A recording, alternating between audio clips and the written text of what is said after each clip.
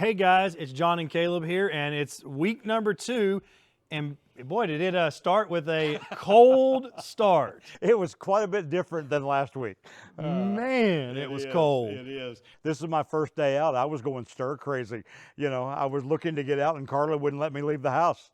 I'd be lying if I told you I didn't get out of the house some. Yeah, I know. I couldn't stand it. Being trapped in that house for that many days, it goes against both me and yours nature. It's not my nature to be able to do that.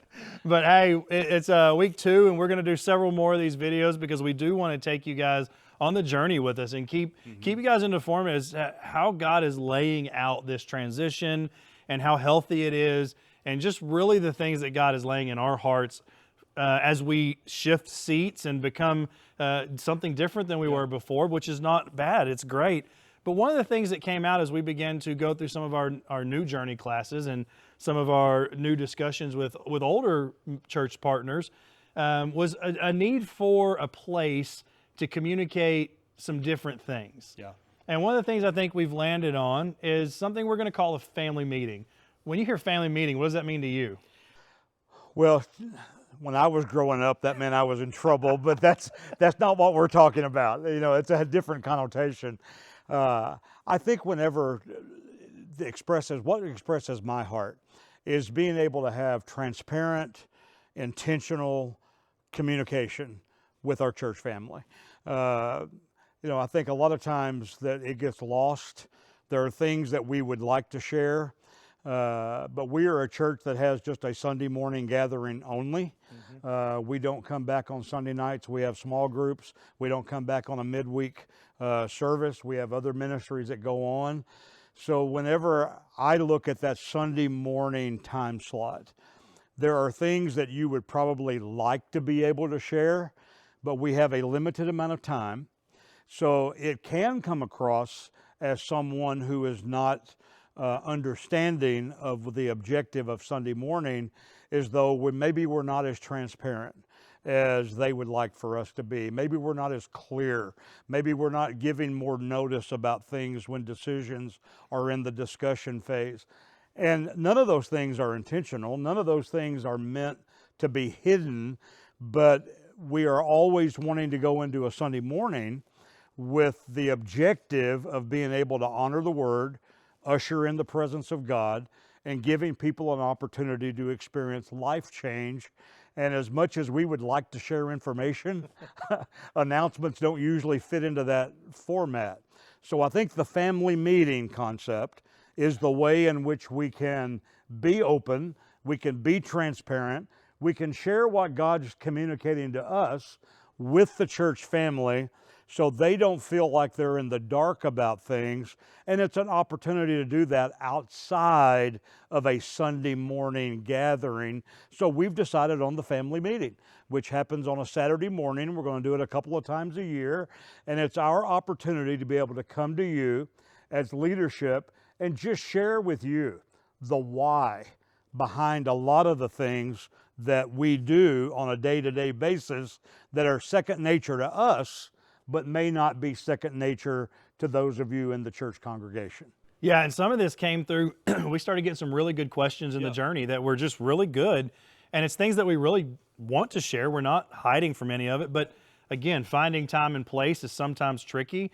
So we've just decided that 2 times a year, we're going to schedule these meetings where we can share anything that's happening in the future that we really need to share that maybe not fit the Sunday morning format, or also some things maybe that have changed over the last little bit that we needed to communicate with you guys, but we just didn't, again, have the space and time to do it. So it'll cover a lot of topics. It may cover missionaries or things that we're thinking about picking up, or it may cover finances. It'll cover a lot of different topics, but it's just going to be a place for us to be able to say, here's everything for those that want to have it, and those that don't, it's great. You don't have to come. But we also call it family because that's how we believe at LifeSource. We operate as a family, so it's not a business meeting. It's not some place for one side to gather their people, and that's not the purpose. The purpose is just to truly share information and let our hearts be known to the community so that you guys really don't feel like you're isolated, because we do so much in a week that sometimes we just lose sight and go, what we believe everyone should know, they don't know. So this is what one of our attempts in the new year to really try to correct that.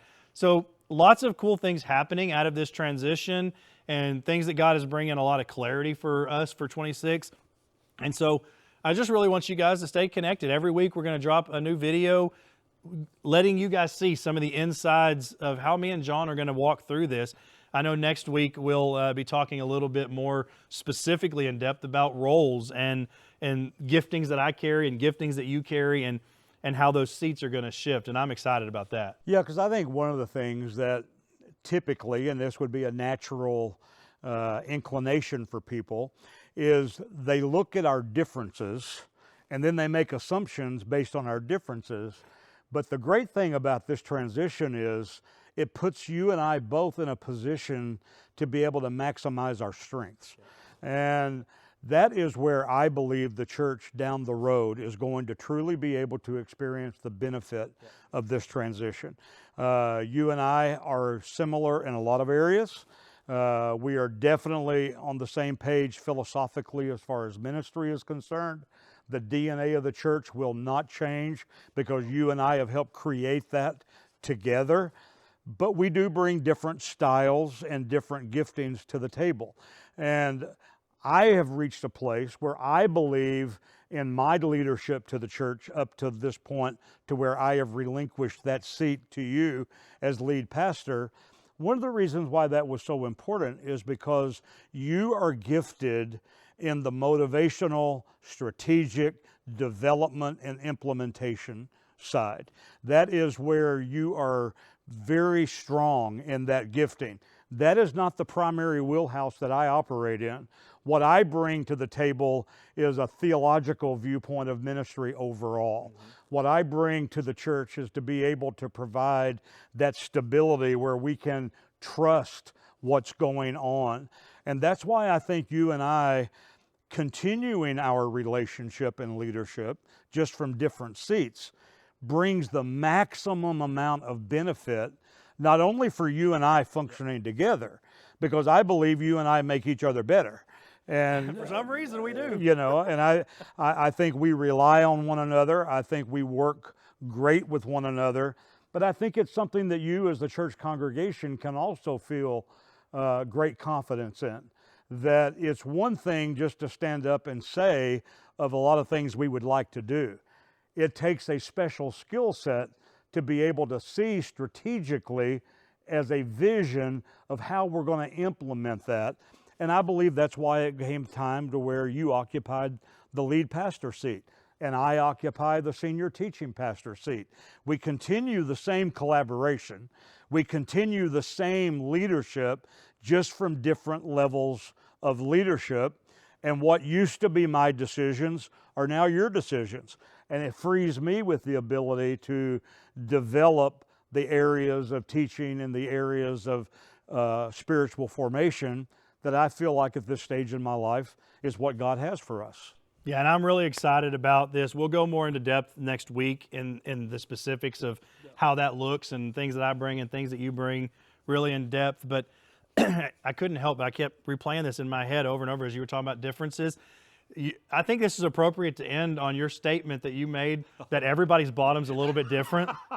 And here at LifeSource, he said it from the stage, and we just believe it, that we're all created a little bit different. Now, anyone that's come in the last few years are going to have no framework for what that actually means. We'll find the clip. Oh, my goodness.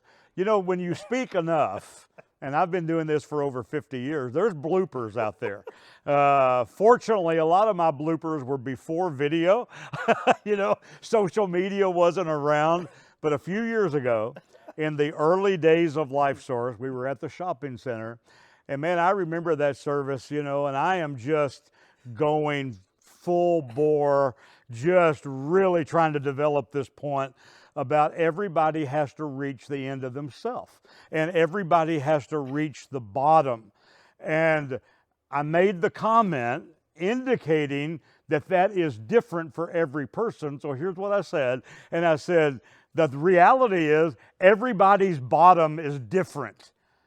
And the entire congregation started to laugh. I couldn't get it back. It was time just to end with let's pray and close the service on that. So that is the framework But there are other bloopers out there that I'm sure we could find, but that one will go down in memory for everyone that was here at that time. So much like everybody's bottom is different, everybody's strength is different.